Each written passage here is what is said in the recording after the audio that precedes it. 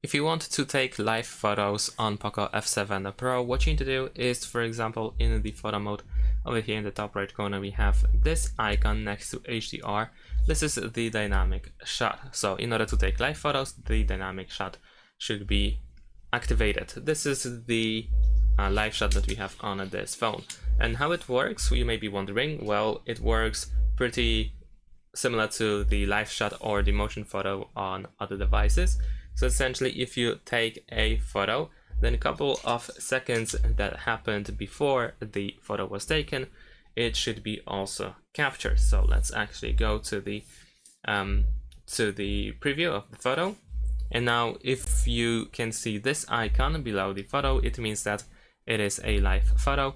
So we should be able to press and hold our finger in order to play the live photo. Over here we also have the play button in the top right corner. And that's pretty much it. Thanks for watching, leave a like and subscribe to my channel, and see you in my next videos. Bye!